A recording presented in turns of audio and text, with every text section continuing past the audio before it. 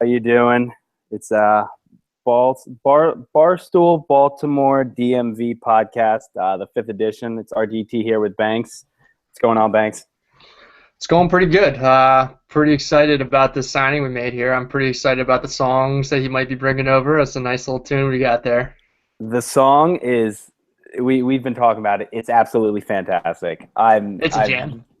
I've giggled like a schoolgirl every time I hear it. It's such a catchy beat. I don't know what they're saying. It sounds like they're saying his name, but I need to know the translation. I don't need to know the translation. It just gets me going. Yeah, that if we can find a way to have Ryan Wagner play this at Camden Yards, either for his walk-up music, home run music, if we can just get it played in between innings, I need it. It'll get Camden rocking. Without a doubt. We've had our Korean here for 4 years. He was okay. His music stunk. It was awful. It made me really uncomfortable every time he was warming up the pitch. But he's gone. Hyun Soo Kim, I believe the name, if I pronounce it right. Hyun Soo Kim. I've heard Hyun Soo Kim. We'll go with either one of those. I'm sure once he passes the physical, that we will have a press conference and we can listen to Dan Duquette butcher that. And, we also get to listen to Gary Thorne. We get to listen to Gary Thorne just absolutely butcher his name. Do you think that this guy is a TP hat guy? Because I hope he's not. I hope we can eliminate the TP hat from our roster. I don't think so. I'm hoping not. You're a big fan of the TP hat. Is that what you're saying? Not really. I don't know. I don't know. Go have it take from me one time. I got nothing. I got nothing on the TP hats. I can't do the TP hats. It's a Little League World Series. The TPs from the Japanese and all those guys over there. I can't stand it. I don't think he is. I'm hoping not. There's no way Buck would let that happen. I don't think. Well, he let it happen with Chen. So did Chen do it? It's not as extreme as it was in the Little League World Series. Oh, it's never that extreme. Those kids are nuts. But yeah, all right. There was a little bit of a triangle, a little teepee thing going on with Chen. So you get some pin do it in Korea. He's not doing it. So that'll be homework after this. Yeah. I guess. Yeah. So we were talking about Hyun Soo Kim a little bit right now. We can dive into that. As we said, Orioles signed to him. Left-handed batter, left-handed thrower. He's played left field 2 years. I think it was $7 million. So $3.5 million a year is an absolute bargain. I think he's getting it a little less than Brian Mattis.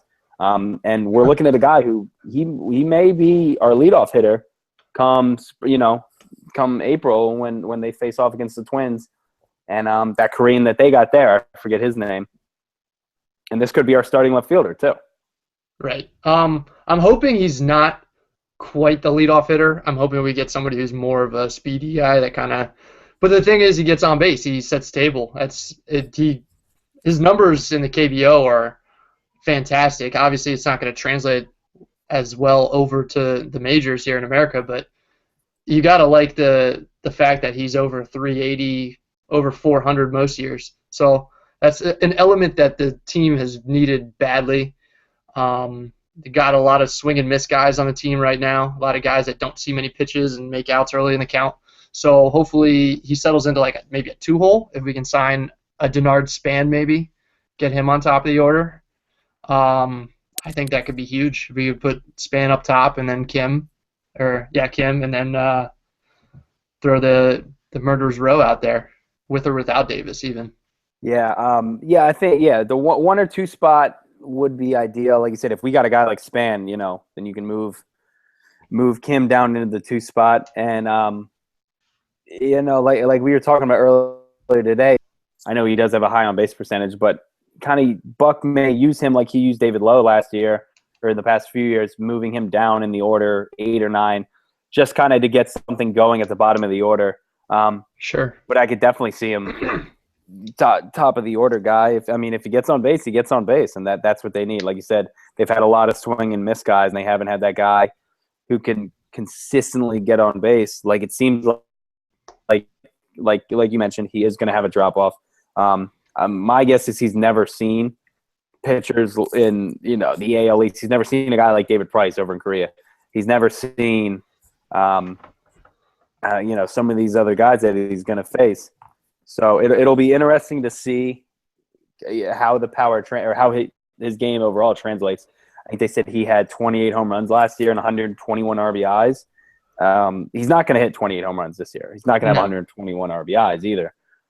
They said, I was reading, I think one of his, I think it was Rock who was saying that they think he's probably around a 15 to 18 home run kind of guy. Like you mentioned, a lot of walks, very low strikeouts. I think he had 63 in 630 at bats last year. So, if you give Chris Davis 630 at bats, that he easily quadruples Kim's numbers. So yeah, I guess we'll see how he fits here, and we'll plug him into left probably. I read that he also plays some first, but his first base isn't up to Buck's defensive standards. So I'm guessing that we'll be seeing him in the outfield. Yeah, I'm looking forward to it. His numbers look pretty similar. Like his career, he's got about 10. He's appeared in 10 seasons, but 9 seasons where he's had significant action, which is pretty similar to with Jung Ho Kang on the Pirates, and the numbers are very similar, and it translated over for Kang. So I'm hoping it does the same. And if we could sign a guy of Kang's caliber for $3.5 million a year for 2 years, that's phenomenal. That's great value. So it's an absolute steal. And I also read that his home ballpark in Korea was a very pitchers friendly park. So if he can hit 28 there, Camden could be no problem for him. And I watched some of the YouTube videos. It seems like he has some good pop opposite field too. Like he hits a good amount. It seems like he sprays them out everywhere. He hits some to center too. Mm-hmm. So I don't know. This is an intriguing. This isn't their big signing of the offseason, and there's no way it can be. But this is something that is gonna it's gonna be fun to watch spring training and come the beginning of the season next year. Yeah, very intriguing. It's gonna bring an extra little flair to the team, I think. So I'm excited about it. Yeah, like you said, we're gonna lose one Korean and Chen. And then, we gain this one. And hopefully he's better than the Korean that was sandwiched in the middle with Suk Min Yoon, who never even we never even saw his face. We don't even know if the guy's a real person. Right. And then like we were talking about Chen, I came out today. He's seeking a 5-year, $100 million deal, which if he can get that, good for him. It's not going to be in Baltimore, and we've known that he's not going to be in Baltimore. Do you think he's not a $20 million pitcher a year, is he? Absolutely not. That's ridiculous. When he was pitching well for the Orioles, it was great, and I didn't really understand it because he doesn't seem to have the stuff. He just kind of nibbles the corners and gets out of jams and stuff, but I just don't see it, even though he did it for 4 years and did it kind of pretty well, not great, but lived in the upper threes, I think, in ERA most years. I just don't see it being an ability that's going to translate long term, and definitely not at a $20 million a year type of performance. This is not happening.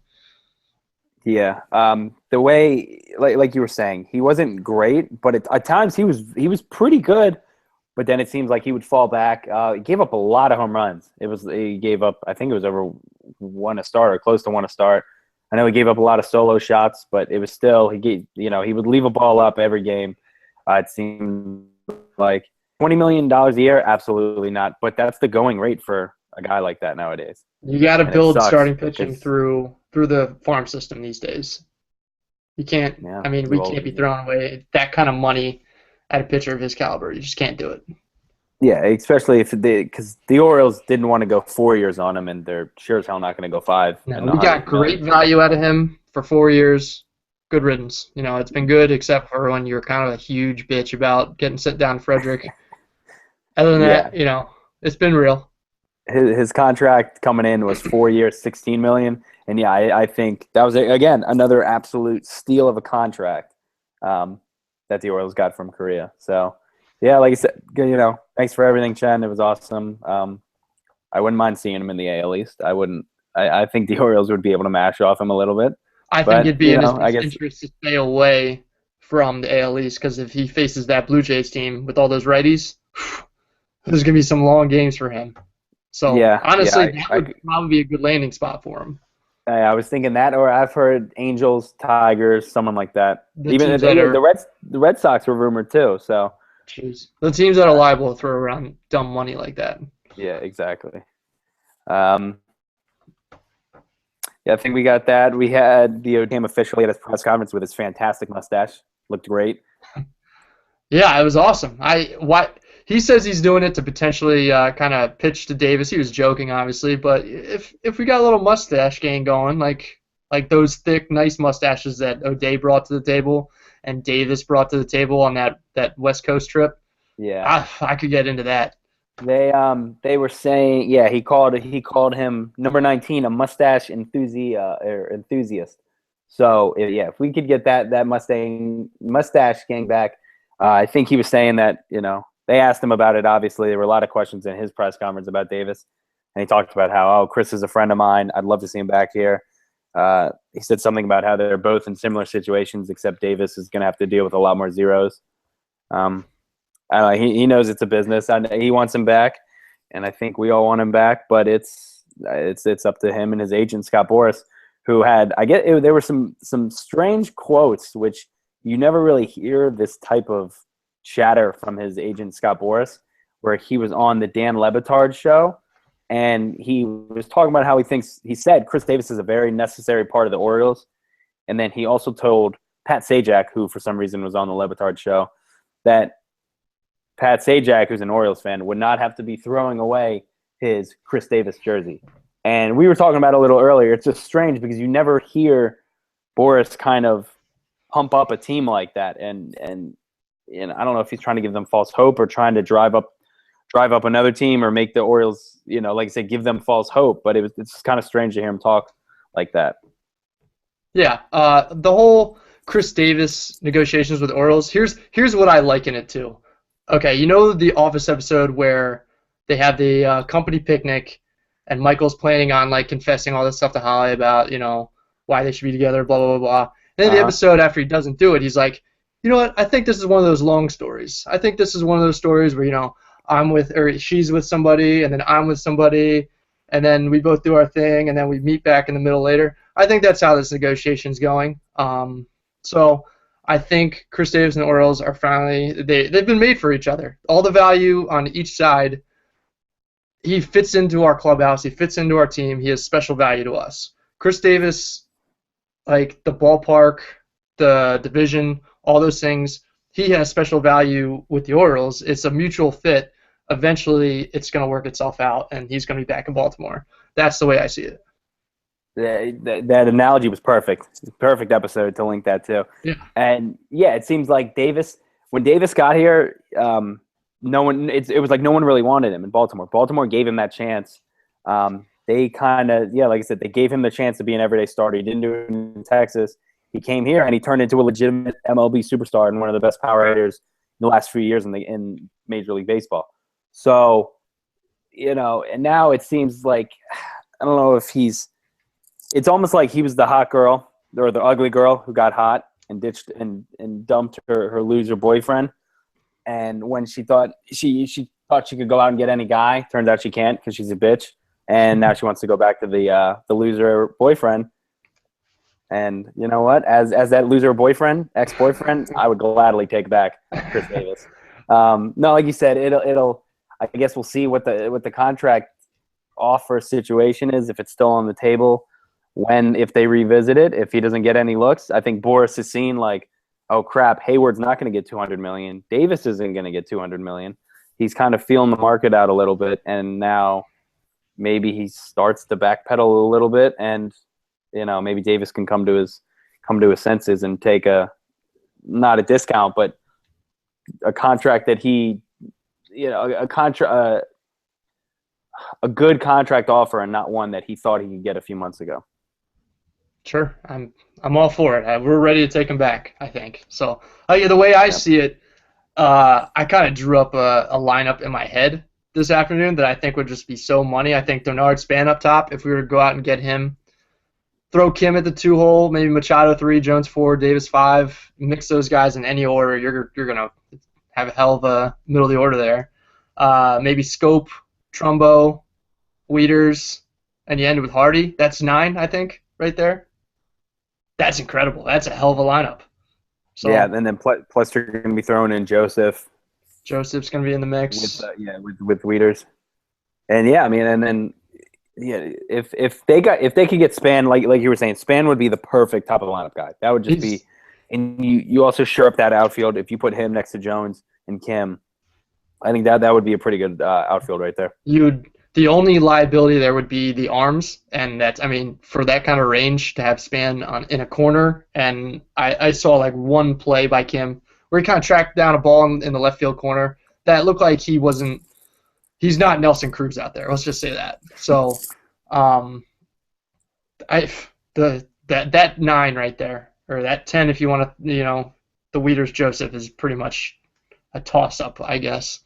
It's a hell of a lineup, and I think Hardy is. We haven't really talked about him too much, but he's due for a bounce back year with the injuries that he was kind of dealing with all season. I think what exactly was it? Was a torn his left shoulder. I think it was a torn rotator cuff. Yeah, something like that. If he can come back healthy, which I think he will too. I think he'll come back in the best shape of his career, and hopefully, he can rebound. He doesn't need to be the 30 home run guy he was before. But if he could be like he was in 2014, where he's up to 270, 280 average, hey, that's fine with me. I'll take 260 with like a 300, maybe 310 OBP, and that's golden. For a shortstop that feels the way he does, that's money. That would be our 9-hitter. That he would be like the liability of the lineup and still be. I think we might be asking for the moon there for Hardy to make that big a jump back, because I think although you can attribute last year to injuries and stuff, he's due for a decline. But I expect for him to be. He was terrible last year at the plate. Yeah. So I think just him kind of regressing back to the mean is going to be a nice addition of sorts. Yeah, any bounce back from him will be an upgrade over last year, because like you said, he was very bad. I also expect Wieters, you give him more time to work out and to rehab, and I think he's gonna come into the season in the best shape of his life, and I think he should be playing the best baseball of his life right now. So, and we'll see. He'll be motivated by this qualifying offer, and I hope that he can return to his all-star form, which I think he will. So, sure. That lineup that you put out, that would be that, especially in this AL East, that's going to be a good lineup. Even if you dump Span, I think you're putting maybe Kim up top or Machado up top, and maybe Scope in the 2-hole, and you're still got those guys in the middle, even with or without Davis. They're going to put a lot of runs on the board. Yeah. All right, now real quick, I threw out that question on Twitter the other day, the over-under runs. I think I put 52.5. You remember Manny had 35 last year. 52.5 runs between those two. Yeah, what do you think, over-under? Now that I look back on it, 52.5 is pretty high. Well, how many did Scope hit this year, and how many games did he play? I can't remember. I think Scope. I think he was on pace for upper 20s. Yeah, I think he was. I think he ended with 13, and I'm not sure how many games. I think 52.5 is a pretty good number to set for the over/under there. Health is the big thing there, obviously, but yeah. I think the over is very realistic. I wouldn't say 52.5 is too high at all. Scope hit 15 in 86 games last year. Yeah, so that's probably about 27 home runs a game, I would Yeah. guess, if you conservatively give him 150 games. Yeah. So, So I thought that was interesting. I was just kind of brainstorming. sure. I think that's all we got on the Orioles right now. Like you said, we're real pumped about Kim. More pumped about the song, I think, than we are the player. So Probably I'll be equal. listening to I that. would say it's equal. We need a Yeah. starting pitcher, though. Let's get a starter. But that's a Uh, discussion for another day. yeah. I'll be good with the Doug Fister or Casimir. someone like that. Kazmir's still out there. Yeah, we'll see. Yeah. All right. Yeah, we'll jump in. Well, we haven't talked Caps here yet, so why don't we jump into that? They're number one in the East right now, points wise. 22-6-2. I think that's their best start ever. I mean, Could you be. got Ovechkin's not even top two on the team in points. He's third with 25. Kuzi has 28. Backstrom 27. And Backstrom missed a few games, not much early on. They got Ovi, Oshie, and Backstrom all with double-digit goals. Kuzi's right there with 9. I think Justin Williams has 8. So they're getting contributions from a lot of different guys. Even A you lot got of guys like secondary scoring. Gotta love it. Chimera's had a good year. He's put up a few goals. I think he still has more goals than Sidney Crosby. He's just doing his job out there. They're pretty deep. I mean, I'm pretty pumped about it. The fact that Ovechkin has 14 goals in 30 games, I think he's on pace for maybe 35, 36 goals, and that's like, what the hell's wrong with Ovechkin? And the team is just winning anyway. It's great. It's fantastic that they don't have to depend on him doing everything he can and more to try to make this team competitive. And it's showing. I think the Oshie and Williams acquisitions are paying huge dividends. So yeah, Williams is very. I thought he was good coming in, but he's been one of their best guys. I mean, it seems like every night he's doing something to help them. A lot of fun to watch too. So he's been a huge pickup for them. yeah, Because I think people thought they were going to have a really drop well. off, especially without Ward coming in. Right. I think that Williams was and Ward were supposed to be straight swaps of sorts, but Williams is meshing really well with Kuzi and the rest of the guys. So yeah, it's the MVP of the team without a doubt though is Holtby. He's been lights out. His numbers are unbelievable. He's a legitimate MVP candidate. He's 24-1 with a 935 save percentage and a 1.83 goals against. He's a unanimous Vezina winner right now, and he's probably a Hart finalist. Yeah, so I mean, Trotz, I heard in his post game last night, was talking about how he said exactly what you said. He said Holtby's been our MVP, and there's no one even close to him. He's just he's standing on his head almost every night. He looks, and I've hated on him for a while. I've just never been a Holtby guy. So I'm glad I'm eating my words right now. I hope I'm eating them. Who was your guy then? Because we've had the stable come through. I didn't have a guy. I just didn't think that any of them. I went through where I liked Nuvi and I liked Varlamov, and I never thought Holtby was that guy. I have some tweets back there. You can search them where I say they'll never win a cup with Holtby, and I say I'll gladly eat my words. But that, like I said, that was it was almost like it was a different guy back then. It was a different player. He's just in such a zone now, and he's a goddamn brick wall. I probably don't have a ton to back up this whole sentiment, but I thought that Holtby was the guy from one of the first times he played. He just seems to have that tunnel vision where he puts his focus in the right place and good things happen. And Mitch Korn, the goaltending coach, he's world class. He's top notch. So you see some of these drills they do with the medicine balls and shit. It's crazy. He doesn't get as much love as he should. I'm sure in the NHL community he does but from like a fan perspective, he's been outstanding because he was on the wasn't he the guy who was living out of his car? Yeah, he checks in and checks out of the hotel like every day or something. He's bizarre. I wish I hadn't gotten around to watching the entire most recent, the one that was on Epics, the Winter Classic thing, but I remember that distinctly. Yeah, and I don't know what he's done with Holtby, but it's almost like he's put him in that. Now he's in that conversation with Lundqvist and Carey Price and guys like that. Right. So yeah, I mean, like I said, they've been fun to watch. It seems like every time they play, they're getting they're getting 2 points. If they play that night, they're getting points. I feel like their power play isn't even firing on all cylinders like it can, and they're tops in the East, and it's really starting to get to the point where it's not that close right now. I'm sure at some point they'll hit a skid, but I still think that this team has room for some improvement. So, yeah, I mean, a lot to like about those guys. Yeah, like you were saying, the power play, it's really not clicking. I don't have the numbers in front of me, but it seems – I think they started off the year pretty hot on the power play, and everyone said, here's that vaunted Caps power play. But, yeah, they haven't – normally that's the best part of the game, and right now it's not the best part of the game. They're second overall in the league, but I feel like they're at 22.9%, and I know that they can score at 25. That's what they did, I think, last year.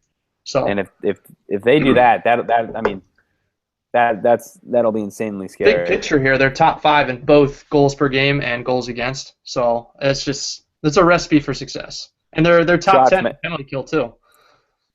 Trotz, he's doing it. He's it looked kind of bleak there for a while after Boudreaux, and then they got rid of Hunter and then Oates, and it seems like they got their guy now. So they're hella fun to watch. For sure. Yeah, so I know we got a topic you were a little fired up about this Tom Wilson hit last night. Yeah, the Tom Wilson situation has just gotten out of hand. It was a storyline going into the game last night, and it was kind of annoying. The storyline being that Tom Wilson is being unfairly targeted for being a dirty player. He's a physical player. He's strong. He plays with an edge. That's exactly what his role is on the team. That's exactly what the team needs.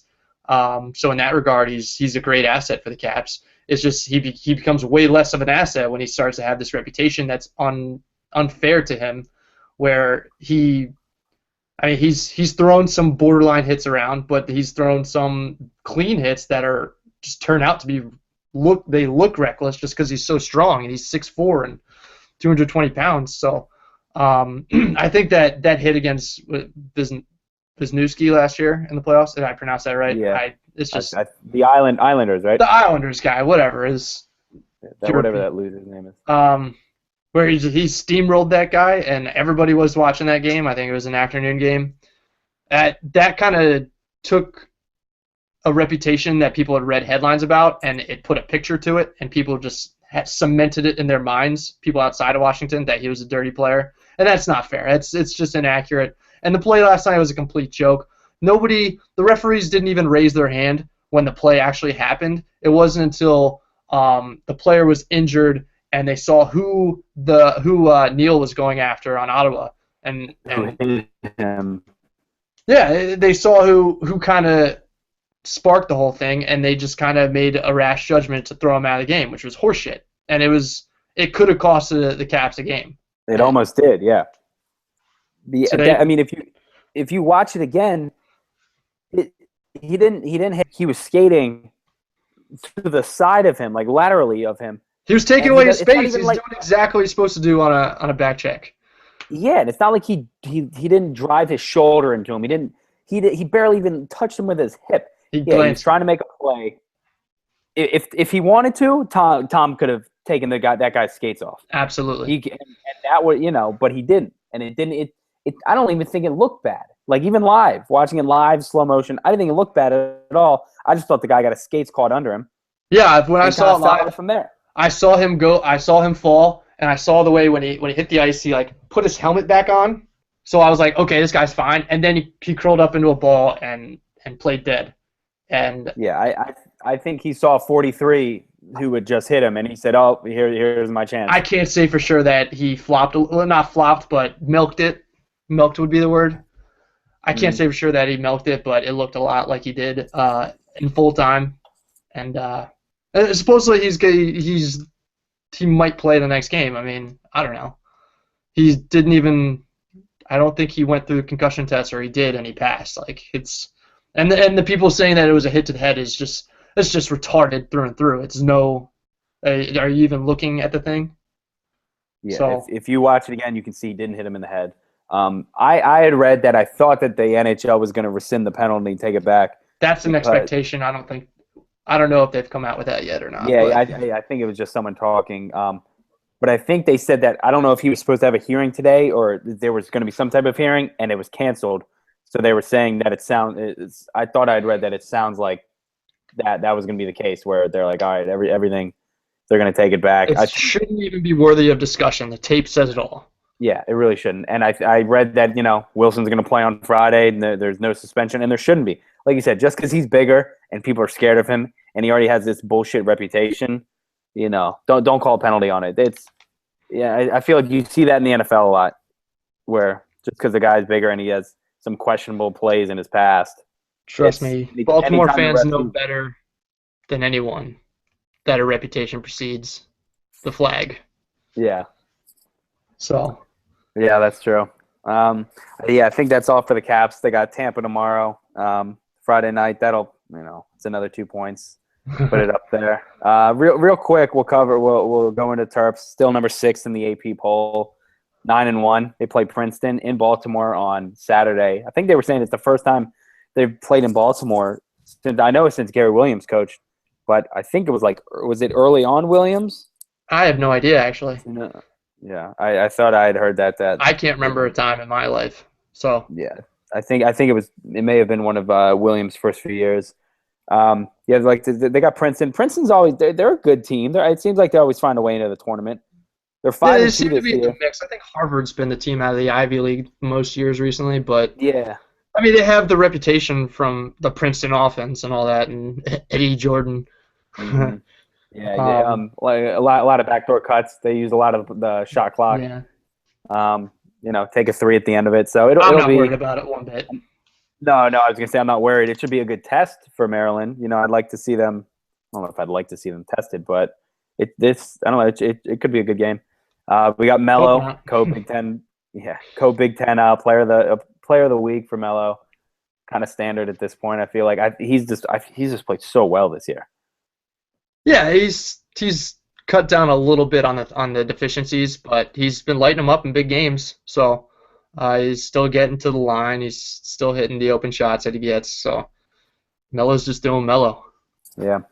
So yeah, like I said, we got Princeton Saturday. They play Marshall after that, and then they open Big Ten at home versus Penn State. And then they go at Northwestern. Cakewalks there, pretty much. Get some of their lesser guys. Maybe give Melo and Suleiman some rest, and then they'll head into, I guess, the heart of the Big Ten schedule. Yep. Yeah. All right. So we got that. Like I said, they're 6. I'm hoping they'll climb up soon. We could talk. Some Ravens right now. They not their best game they've ever played against the Seahawks on Sunday. They got the Chiefs coming up this week at home in Baltimore. What are your thoughts on this Chiefs game, and what are your thoughts? What do you think about the massacre? It was kind of a relief to have one game this season where the game just got away from us. Every single game, it's been a grind to an end. I've been losing. It's actually been kind of nice. I have a weekly routine where my fingernails get nice and trimmed from every football game. But it was. I think I made a joke in the second quarter that can the Seahawks just run away with this game already, please? I've had enough. I've had enough of this whole season. I've had enough of this football game. I know where this football game's headed, and it's not in a good place. Just go there already. And sure enough, Buck Allen coughing up the ball before halftime was just terrible football play. And I'd be really angry about it if it was a meaningful game. I'd be so pissed. But better for him to fumble in a situation like that and learn a lesson than have it happen next year in a big game, in a division game or something. So, Jimmy Clausen against the Seahawks, tough secondary, obviously. They've got quite a reputation, and he didn't look like shit. He only made the one really shitty throw that Sherman picked off, and it gave us him getting ripped down by his hair. So it's kind of a win, I would say. So, next 3 games, we're kind of feeling out the backup quarterback situation, and I feel okay about Jimmy Clausen being a backup in the future. I don't feel good about Matt Schaub at all. now with that backup quarterback situation comes a new name. Ryan Mallett signed this week. Right, and he's signed to a 2-year deal too, so it's almost like he's jumped the depth chart, and they've put a multi-year investment into him. So I don't know. It's interesting. They don't seem to be a team that likes to carry 3 quarterbacks, or at least 3 veterans. They like to have their practice squad guy, like a Bryn Renner or a Keith Wenning, the past couple of years. But it's interesting that they have these 3 veterans, and I think that we're going to see maybe all 3 of them get some action in the next 3 weeks and kind of feel that situation out, see who fits well in the offense, who's worth keeping around. Next year, if Flacco's rehab gets pushed back or something, you need 1 or 2 starts. You want a guy who's going to keep the football team in the game and maybe give them a chance to win. I wouldn't feel comfortable with any 3 of these guys for a whole season, obviously, but you're just looking for a guy who can plug some holes in a sinking ship and keep it afloat. So we'll see which guy it might be.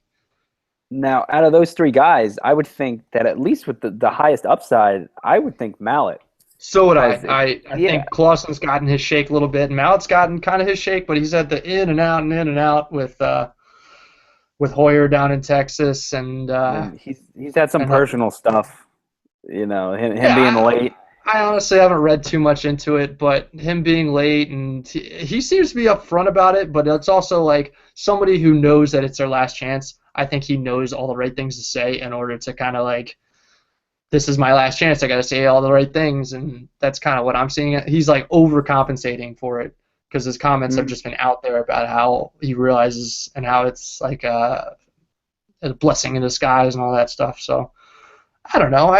I don't think that he's like a high ceiling guy, but again, we're not looking for a high ceiling guy, and it could be like you were saying, if you need someone to come in for a game or 2 while Flacco's still rehabbing last year, you're not going to feel confident with any 3 of those guys. But yeah, I mean, Mallett, you've seen the rocket arm from him in college, and he showed it off a little when he briefly played with the Texans. But like I said, you would seem that it would seem like he would be with that 2-year contract they gave him. I guess maybe the favorite right now, like you were saying. So see, it's interesting because Mallett's more of a Flacco type quarterback, but in Trestman's offense, a Flacco type strong arm quarterback is not exactly the prototypical guy.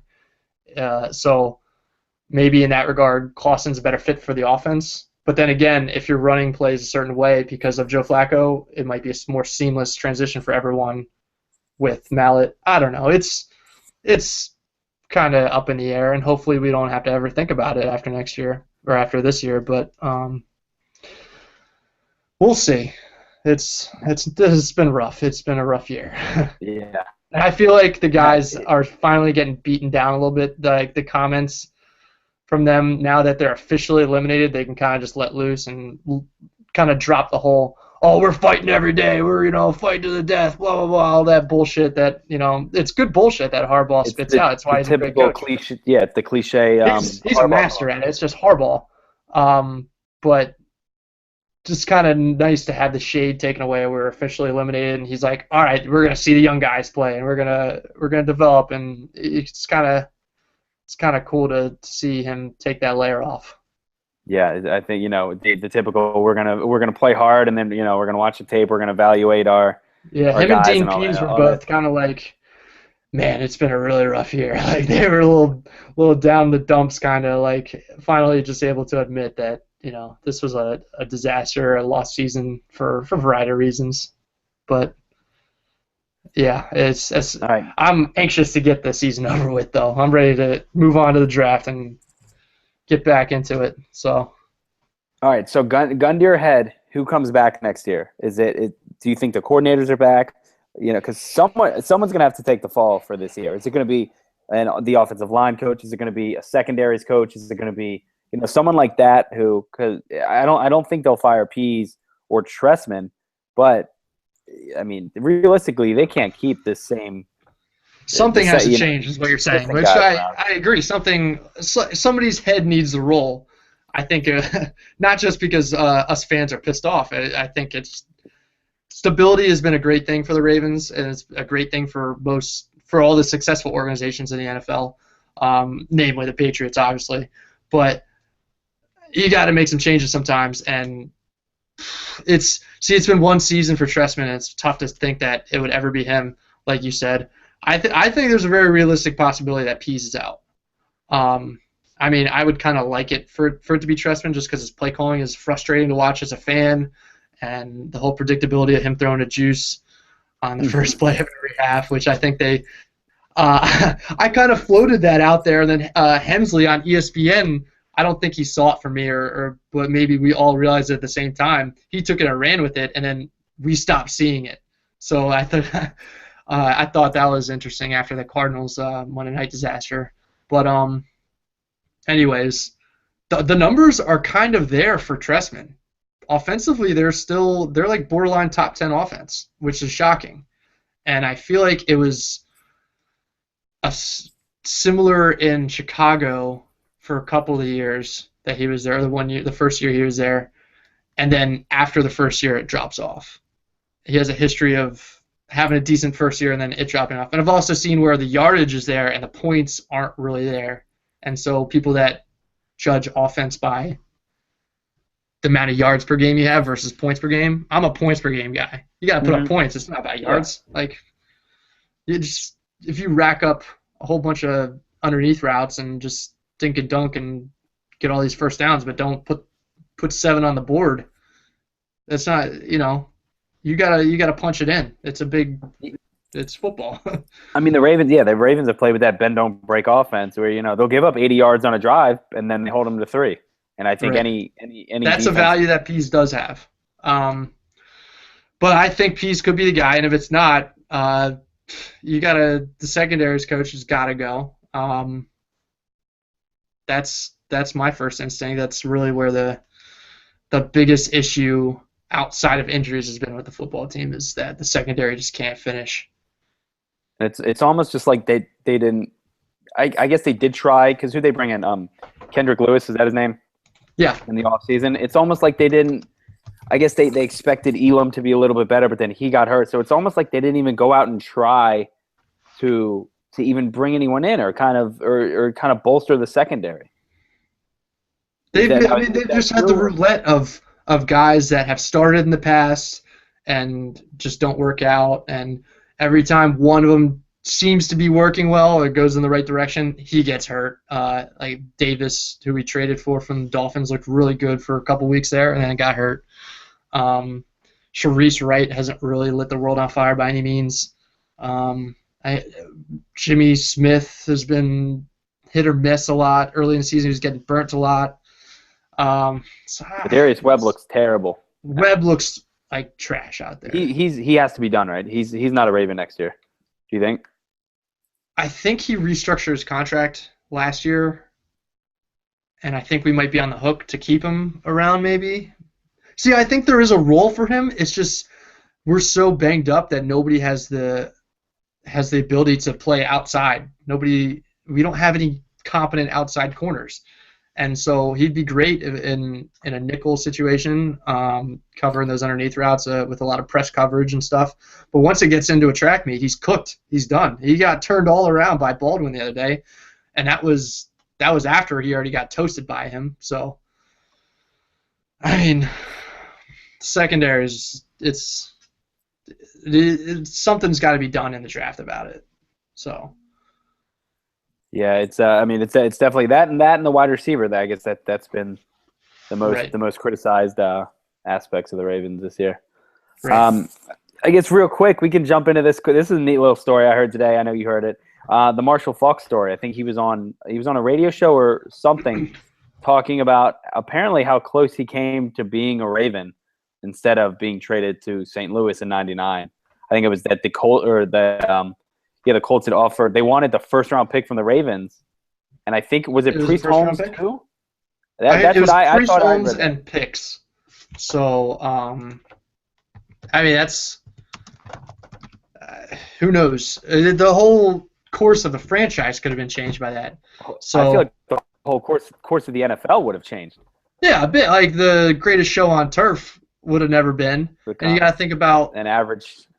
if he goes to the Ravens and has a good year in '99, the Ravens don't get the 5th overall pick and take Jamal Lewis the next year. Mm-hmm. And they in also don't have a 99 need for running. Well, they had Priest Holmes if they hadn't traded, but whatever. Yeah, I mean, I also don't think Marshall Faulk would have been a great fit with the Ravens in that time period. So he's more of a speedy, catch the ball out of the backfield kind of back, and Jamal Lewis was the bruiser, the kind of guy that really fitted the mold of the franchise at the time. So you don't think Billick could have found a way to work with him? Well, yeah, Billick would have found a way. He's just that kind of offensive mind. But their defense was so good that you didn't need to be trying to go out there and light it up. You just needed to play field position and just kind of suffocate teams to death by being more physical than them. And if they had traded a first round pick, they would have dropped Chris McAllister, and he was they drafted him corner on the Super Bowl team. So, and the Colts with that 4th pick drafted Edgerrin James. So that would have been that would have been changed. Who knows where that all ends up? No, I thought that was a neat little story that I guess came out today, which I think Rich Eisen said that he's known Marshall Faulk for 15 years, and he said he had never heard of that before. So cool little tidbit that came out. Yeah, for sure. Yeah, I guess we can wrap it up real quick. We got a question from our buddy Clem. Just a hypothetical. It had me chuckling today. He said, if you had a newborn baby, would you rather it get lost in West Baltimore or the Preakness infield 10 years ago? Now, you're a Preakness veteran. I've never been. Explain to, I'm sure, some of the listeners who have been to Preakness, what the Preakness infield was like before, because then they institute, then there are no BYOB anymore. There's no BYOB. You get a mug and you pay like $80 and you get into the infield and you just get to refill the mug all day. It's incredible. But I feel like it was just a completely different time period back then. See, I can't speak to 10 years ago, but I've seen the videos, I've seen the porta potty runs, I've seen all that stuff. My first instinct was immediately like, oh, Preakness for sure. I mean, we're just gonna walk around with a baby and hit on chicks and say, check out this cute baby. Well, we're losing the baby. That's right. I forgot we were losing the baby. But that's the other side. It's like, oh my God, I lost my baby. And then chicks are probably in there. Oh, the sundress is unbelievable. I just melted mid-conversation thinking about the sundresses. It's the Big Daddy thing. What Sonny does with Little Frankenstein. That's run right. up to the girl. Yeah. I mean, I don't know about you. I've been to West Baltimore. I've seen The Wire. I would definitely 100% feel more safe with a lost baby getting lost at the Preakness infield and potentially running onto this horse track, being thrown at some guy running across a porta potty, than walking the same streets as Omar and Pimlico is kind of in West Baltimore. It's not like right in the heart of it, but it's not in a good area by any means. So there was a murder right after Preakness a few years ago. I don't know if Clem realizes that, but the infield at Preakness is probably the safest place in West Baltimore. Oh, well, there you go. So. Yeah, tons of white folks walking around in sundresses and suits and shit. So.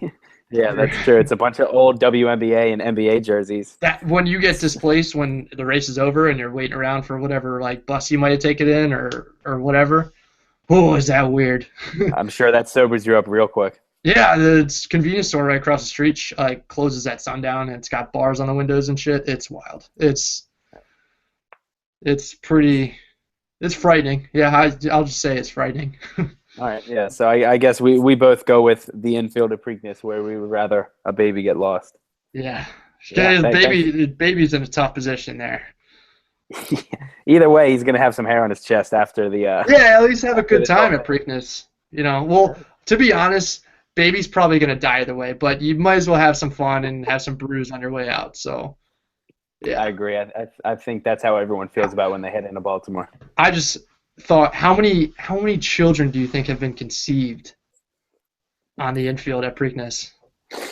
There's so many porta potties. You could fuck in between porta potties. The porta potties and the sundresses do. Plus, it's normally good weather. I think it poured last year, correct? 2 years ago? It poured last year right when the race started. It was a beautiful day all day, and then it just poured buckets. I remember I stood next to some vendor. He was trying to clean up his fryer where he was just making chicken nuggets all day, and he was so pissed we were all in his little space. But whatever. I'm sure that there have been plenty of kids conceived, either named Preakness, Pimlico, You something gotta like name that. it after the winning horse, probably, Have right? to be- yeah, Smarty Jones. Or like a little jockey name. I'll have another, something like that. Yeah. Yeah, so there you go, Clem. I think we both picked the Preakness infield. That's all we got for this week. We'll wrap it up. Come back next week, hopefully.